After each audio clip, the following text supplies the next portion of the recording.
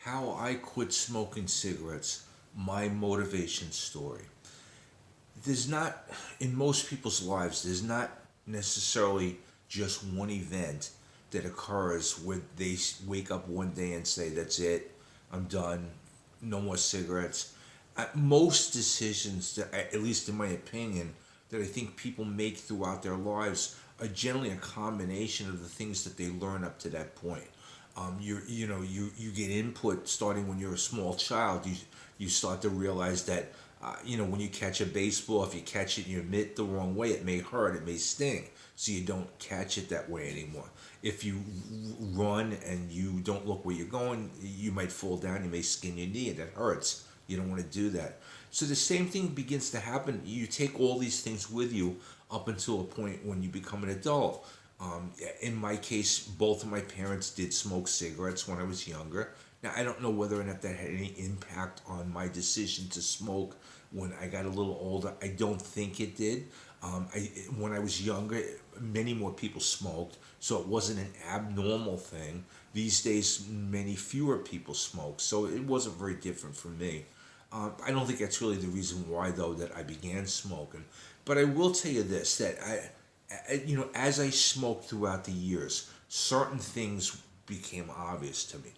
For example, that my sense of taste was not the same. Cigarettes definitely impacted that. I'm sure most people that smoke cigarettes could agree that their taste is impacted. If you enjoyed the taste of certain things, they just weren't the same. I would have to have very strong flavors in order for it to have any impact. Like, let's say a taste of like onion or garlic, I would be able to taste, but lesser flavors just seemed very bland. So that kind of changed all the food that you eat, which is kind of a shame, because when like somebody goes to a nice restaurant, it's the ambiance, it's the taste, it's the smell, it's the company, it's the whole package you're paying for, and then that whole component was missing for me. The same thing is true as your sense of smell. You do develop, or at least I did, a sense of congestion most of the time.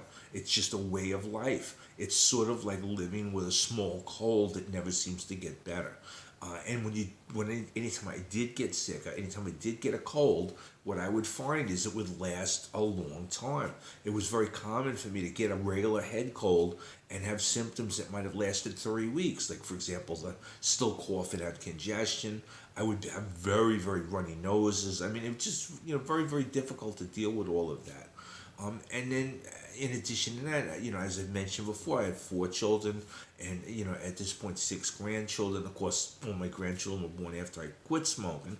But for my kids growing up, when they were young, I smoked in the house, and at one point, my youngest daughter, is my third youngest child, she was getting regular earaches and regular throat infections and such, and ultimately she had to have her adenoids taken out and then her tonsils. And her surgeon asked me straight out. She said, "Do you smoke in the house?" And this is ahead of her surgery. And I said, "Yes, I do." And she goes, "Well, you don't anymore." And I said, "What?" And she goes, "Well, your smoke is definitely impacting your daughter's situation."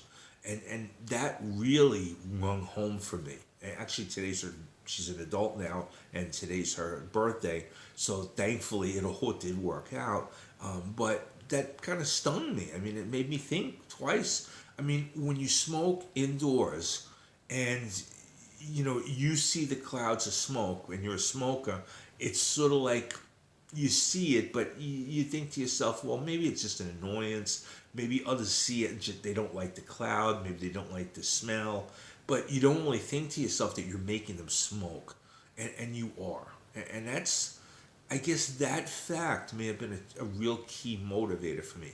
Now, that wasn't enough for me to make me stop smoking, but I did stop smoking indoors, and I did stop smoking like in the car with them and things like that. I would step outside. Now, I'm sure some of my smoke blew back in, but we had storm doors with screens, or in the winter, the storm panels, and whether it was raining, whether it was snowing, no matter what it was, I would always step outside, and I would smoke my cigarette, and I would come back in, and this was my regular life. I mean, at night it could be pouring rain. In the winter it could have been snow, and we could have had a blizzard. I would have to go outside and smoke my cigarette. Um, and then when you couple that with all the other things, you see these days the constant rising prices of cigarettes. I mean, I didn't pay anywhere close to what they are now, but they're enough to break the bank, and they're doing it on purpose with the taxes and such to try to push people out of smoking, where it's just not feasible. It's like somebody has to have a part-time job if they want to smoke. So I get it. I don't know if that's the right way to be about it, but I guess it is effective. Um, but it just, when you put all of this together, and then you think to yourself how so many people do not smoke cigarettes these days. So if you start a new job, you might be the only smoker there. People get ostracized because you're different, because people don't like cigarette smoke. They don't like people that smell like cigarettes. It's just, and I get that. It's like they don't want to sit and eat a meal and have you smell like that next to them. I understand it. They don't want you in their car and you smell like that. I get that. Again, when you're a smoker, you don't get that. But when you're a non-smoker, or more importantly, an ex-smoker, you really see what it was your family put up with. So I don't think it's always one thing. Somebody else might wake up one morning and say, "That's it. I'm done. I'm not doing this anymore. I'm not a slave."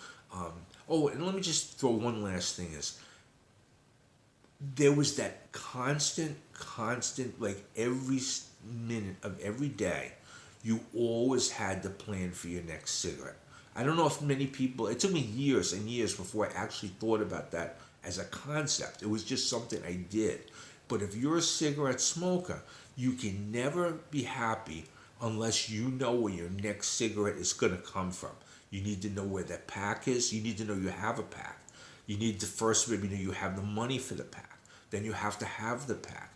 Then you have to have a means to light the cigarette up. And you always are setting up your next cigarette. When you go to bed at night, you need to know you have a cigarette for the morning.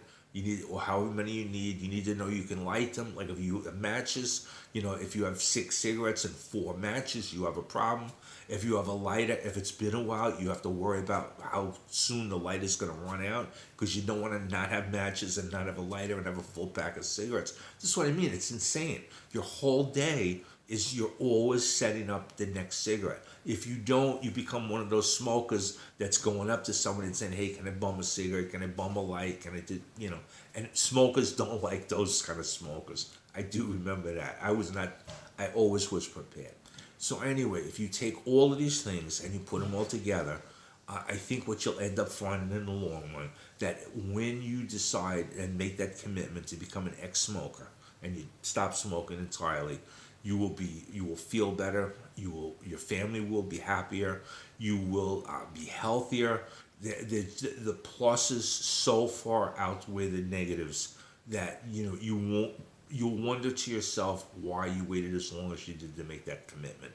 So if you want to know how I quit smoking, and that's been 15 years ago, and I've never looked back, I ask you to click on the links around the video. Please like and subscribe, and I look forward to seeing you as an ex-smoker.